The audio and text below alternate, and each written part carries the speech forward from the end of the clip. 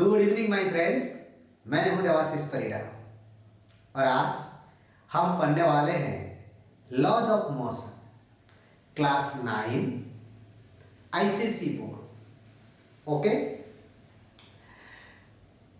Force. Laws of motion को समझने से पहले हम लोग फोर्स को समझना होगा, और जबकि मैं 9th क्लास को यहाँ पे डिस्क्राइब कर रहा हूँ तो मुझे उम्मीद है आप लोग फोर्स क्या है जानते हैं। ओके, आज हम फोर्स के बारे में ज्यादा कुछ डिस्कशन नहीं करेंगे, सिर्फ इफेक्ट ऑफ फोर्स के बारे में इस वीडियो में हम लोग डिस्कशन करेंगे। ओके, चलिए, फोर्स क्या करता है। देखिए, फोर्स का इफेक्ट, 4 इफेक्ट्स अभी हम आपको बताएंगे। ये 4 इफेक्ट्स, और ऐसे भी तो बहुत सारे इफेक्ट्स होते हैं, लेकिन अभी क्लास 10 तक, अप टू 10 क्लास तक हमको 4 इफेक्ट समझने होंगे, और पूरा 10th क्लास यही 4 इफेक्ट्स को लेके ही इसका करिकुलम बना हुआ है। ओके, चलिए पहले समझते हैं फोर्स का पहला इफेक्ट क्या है। फर्स्ट इफेक्ट वो कहता है, if we apply force on a rest object, it will move। Interesting sentence है। क्या कहता है, अगर किसी भी बॉडी के ऊपर हम फोर्स अप्लाई करते हैं, okay, not only the force, sufficient force होना चाहिए। दैट मीन्स आप सोचें कि नहीं सर, मैंने तो इतना बड़ा पत्थर था, मैं उसको ढकेला लेकिन वो मूव ही नहीं किया। आप जितना फोर्स दे रहे हैं वो पत्थर को ढकेलने के लिए, मूव करने के लिए वो सफिशिएंट नहीं है।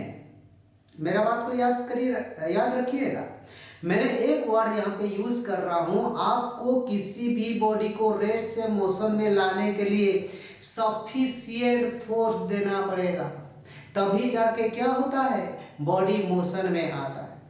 फॉर एग्जाम्पल, मान लीजिए मेरा ये क्या है, एक स्ट्रेट लाइन है। ओके, ये स्ट्रेट लाइन के ऊपर मुझे क्या करना है, एक चक्का मेरा मान लीजिए यहां पर है। ओके, अगर मैं इसको फोर्स देता हूं, मैं क्या करता हूं, फोर्स उसको बैकवर्ड में देता हूं, तो ये किस तरफ मूव करेगा, ठीक आगे की तरफ मूव करेगा। ये सब बॉडी मोशन में आ जाएगा। बॉडी किस में आ जाएगा ना, बॉडी मोशन में आ जाएगा। तो पहला पॉइंट वही कह रहा है, if we give sufficient force on a body it will move, और body is in motion, body motion में आ जाएगा। इसका जनरल लाइफ का क्या एग्जांपल है, हम साइकिल चलाते हैं, जैसे ही पेडल के ऊपर पैर रखते हैं, फोर्स देते हैं, वो चलना शुरू हो जाता है। ये सब घर में कहीं पर एक चेयर पड़ा हुआ है, जैसे ही उसको हम ढकेलते हैं, पुश करते हैं या पुल करते हैं, वो भी मोशन में आना शुरू हो जाता है।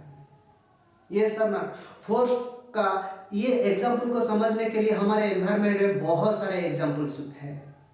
ओके, सेकंड पॉइंट क्या कह रहा है, सेकंड पॉइंट कर रहा है, if we apply force opposite to the motion of a body. मेरा सेंटेंस के ऊपर ध्यान दीजिए, मैं जो कह रहा हूं, if we apply force opposite to the motion of a body, the force can slow down the motion and finally stop. That means ये क्या कर सकता है, अगर कोई बॉडी मोशन में है, पहले से ही बॉडी किस में है, मोशन में है, और हम उसको फोर्स दे रहे हैं, और कहां से फोर्स दे रहे हैं, ठीक उसका ऑपोजिट डायरेक्शन से फोर्स दे रहे हैं, तब क्या होगा, बॉडी धीरे धीरे धीरे धीरे धीरे स्लो होना शुरू कर जाता है, फाइनली वो स्टॉप कंडीशन, रेस्ट कंडीशन में आना शुरू हो जाता है। यस और नॉट, मैं जहां तक समझता हूं ये बात आप समझ पा रहे होंगे। यस, तो सेकंड पॉइंट मेरा क्या समझ में आया ना, इफ हिंदी में मैं इसको बोल देता हूं, अगर मैं किसी बॉडी को पहले से बॉडी मोशन कंडीशन में था, मैं उसको ऑपोजिट डायरेक्शन पे क्या किया, फोर्स दिया, तभी जाके रुक गया।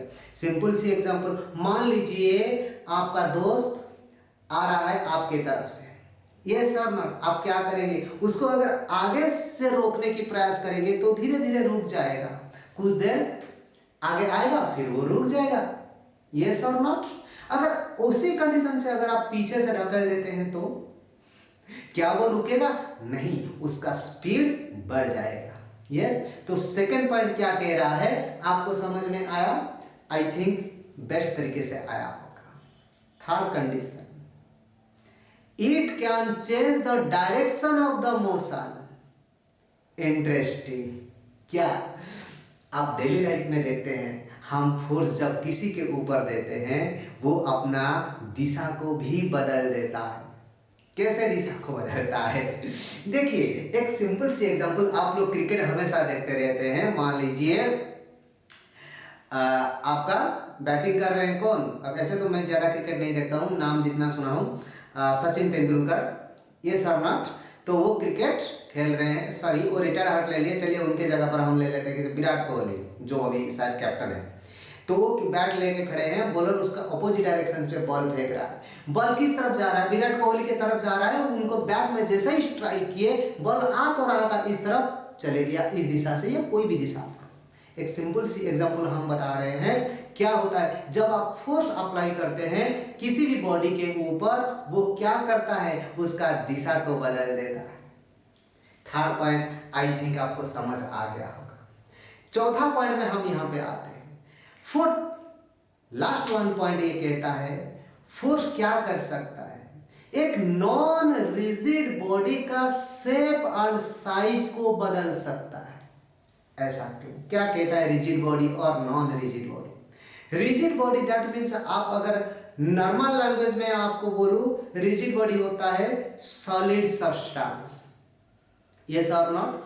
अगर थोड़ा सा अंदर की तरफ हम जाएं, उसका मॉलिक्यूलर स्ट्रक्चर की तरफ जाएं, तो हम इस चीज को और थोड़ा सा बेहतरीन तरीके से समझ सकते हैं।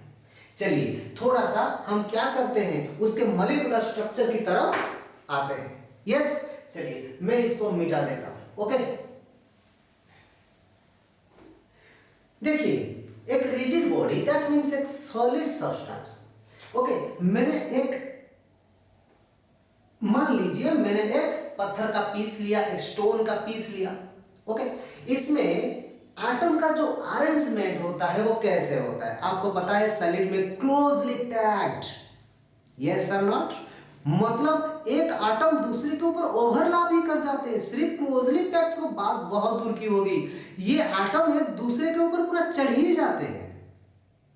कैसे, उनका अगर हम फिगर दिखाएं तो यहाँ पे कैसे होगा, देखिए ये एक एटम है, दूसरा एटम उसके ऊपर चढ़ जाएगा, तीसरा उसके ऊपर चढ़ जाएगा, चौथा ऐसे चढ़ जाएगा। अब देखिए उनके भीतर कोई इंटर मॉलिक्यूलर स्पेस होता ही नहीं है, समझ में आ रहा है। इस तरह का ऐसे पूरा फिल कर दिया जाएगा, इसके भीतर क्या नहीं होता है, कोई भी इंटरमॉलिक्यूलर स्पेस होता नहीं है। हम क्या किए, एक फोर्स यहां से लगाए, जैसे ही हम फोर्स लगा दिया, मान लीजिए मैं इस फोटो को छोटा कर देता हूं, ओके, ये मेरा बॉडी है, तो एक ये गया, मान लो ये पहले एटम के ऊपर टक्कर लगाया मेरा फोर्स, जैसे ही लगाएगा वो जाएगा कहां पर, कहीं जा नहीं पाएगा, क्योंकि उसके पास क्या है, और एक तो एटम है। और एक सॉलिड में क्या होता है आपको पता है, एटम्स मूव नहीं करते, वो सिर्फ अपना मेन पोजीशन पर वाइब्रेट करते हैं, ये सब। और जो सब्सटेंस जितना मजबूत होगा, जितना स्ट्रांग होगा, उसके एटम्स उसके मेन पोजीशन को उतना कस के पकड़ के रखे होते हैं, अपना मेन पोजीशन को नहीं छोड़ते। अगर आपको मेन पोजीशन क्या है समझ नहीं आता है, मैं थोड़ा सा एग्जांपल के माध्यम से आपको बता देता हूं। मेन पोजीशन क्या होता है, देखिए हर वस्तु, दुनिया की ये लॉ है, हर वस्तु चाहता है अपना मेन पोजीशन, अपना ओरिजिनल जगह पर बने रहे, वो जगह को ना छोड़े।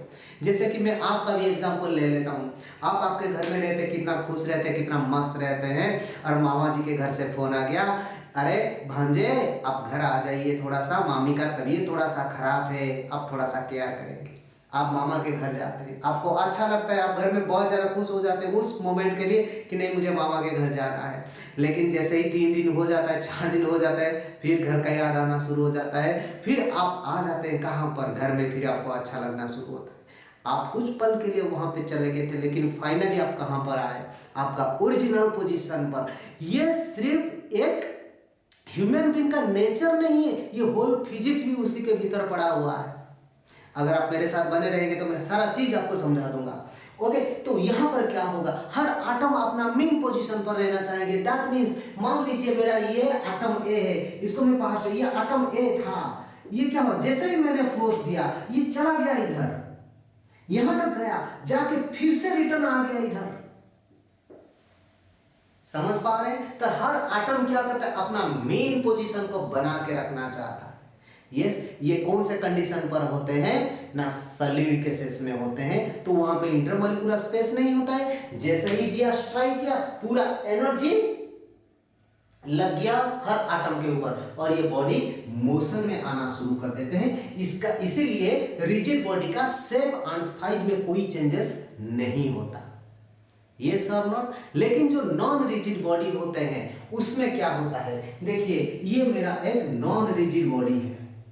ओके, तो यहां का जो एटम्स होते हैं उनके भीतर क्या होता है, इंटरमॉलिक्यूलर स्पेस बहुत ज्यादा होते हैं।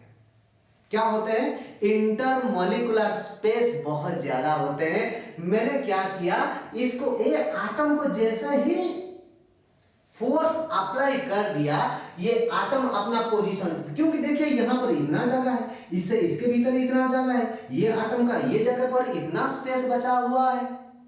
समझ पा रहे हैं? तो ये क्या करते हैं, एक एटम दूसरे जगह पर चले जाते हैं, अपना पोजीशन को बदल देते हैं। जैसे ही एटम क्या करते हैं, अपना पोजीशन को बदल देते हैं, बॉडी का शेप एंड साइज भी बदल जाता है।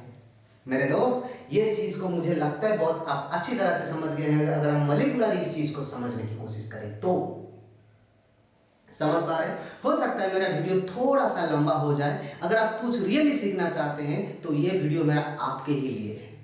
समझ पा रहे हैं? तो ठीक है, ये चीज आपको समझ में आया। अभी तक हम 4 पॉइंट डिस्कशन किए, फाइनली हम उसको थोड़ा सा रिवाइज कर लेते हैं। पहला पॉइंट में हम कहते थे, क्या कहे हैं कि बॉडी रेस्ट पोजीशन से मोशन में आ सकता है इफ वी अप्लाई फोर्स। और कोई बॉडी अगर मोशन कंडीशन पर है, अगर अपोजिट डायरेक्शन से हम क्या करते हैं, उसको फोर्स देते हैं, वो स्लो होते होते रेस्ट में आ जाएगा। तीसरा कंडीशन पर हम पढ़े को अगर हम फोर्स को अप्लाई करेंगे तो वो डायरेक्शन को भी बदल देता है। और चौथा बट नॉट लास्ट, यस और नॉट, ये क्या करता है, बॉडी का शेप एंड साइज को बदल देता है। ओके, जैसे एक बैलून है, अगर बाहर से हम लोग क्या करेंगे, उसको प्रेस कर देंगे, वो अपना शेप और साइज बदल देता है। क्या पत्थर चेंज करेगा? नहीं करेगा, because it is a rigid body. Mind it. Okay okay, so ये टॉपिक जो था यहाँ पे मैं खत्म कर रहा हूँ। फिर आगे मैं बहुत जल्दी कोशिश करूँगा आगे का वीडियो देने के लिए। Okay, thank you for watching me.